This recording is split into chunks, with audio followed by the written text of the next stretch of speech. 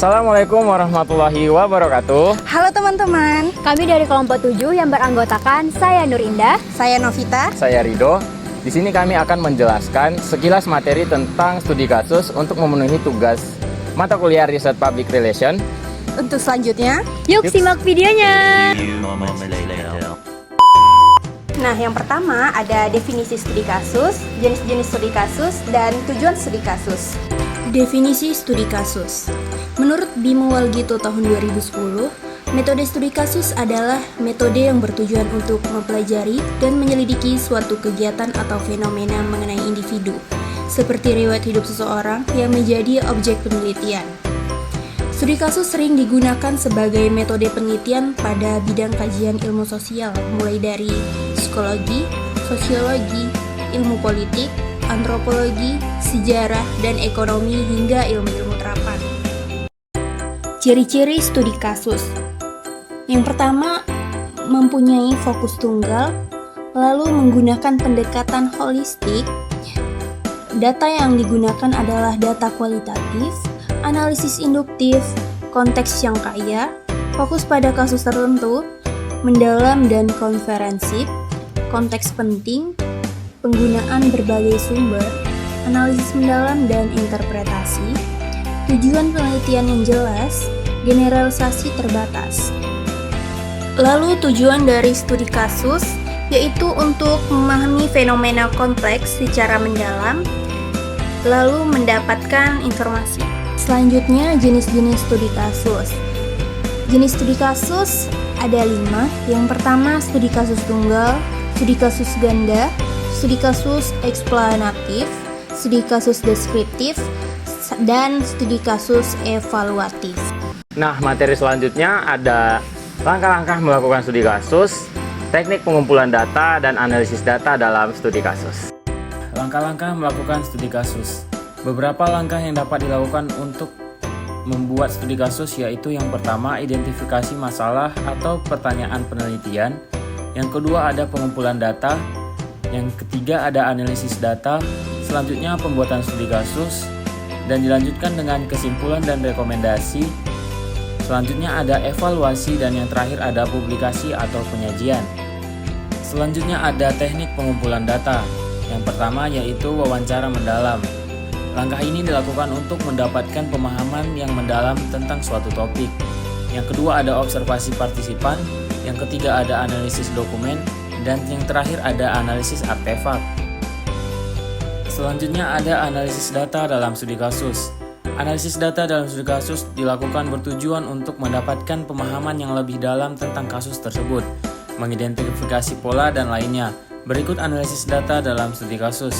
Yang pertama ada analisis tematik, yang kedua ada analisis naratif, yang ketiga ada analisis grounded theory, dan yang terakhir ada analisis komparatif.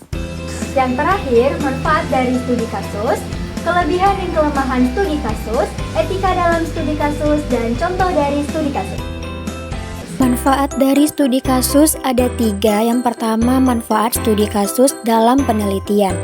Bermanfaat bagi penelitian yaitu menyajikan pandangan subjek yang teliti. Kemudian menyajikan uraian menyeluruh yang mirip dengan apa yang dialami pembaca dalam kehidupannya.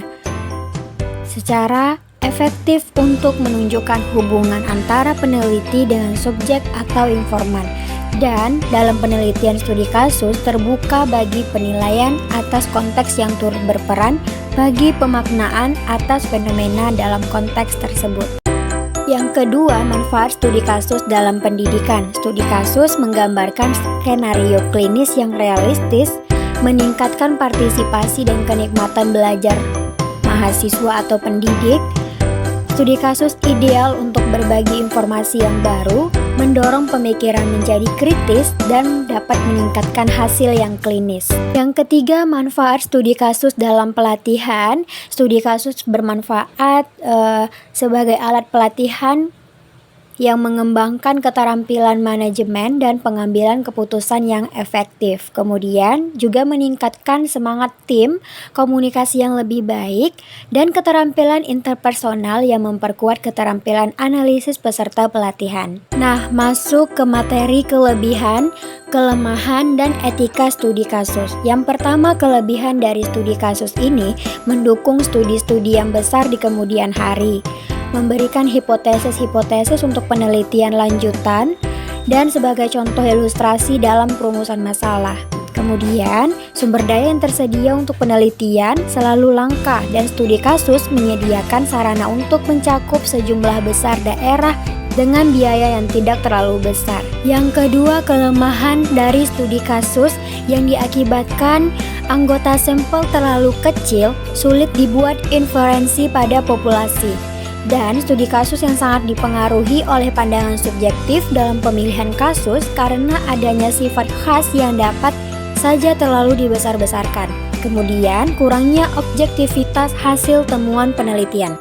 Ketiga, etika dalam studi kasus. Yang pertama, menghormati martabat dan harkat manusia. Yang kedua, menghormati privasi dan kerahasiaan subjek. Yang ketiga, menghormati keadilan dan inklusivitas. Dan yang terakhir, memperhitungkan manfaat dan kerugian yang ditimbulkan.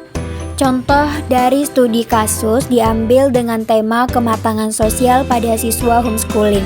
Penelitian ini menggunakan metode kualitatif dengan model pendekatan studi kasus dan analisis data yang digunakan pengumpulan kategori dan interpretasi langsung. Maksudnya, peneliti studi kasus melihat pada suatu contoh serta menarik makna darinya tanpa mencari banyak contoh yang lain.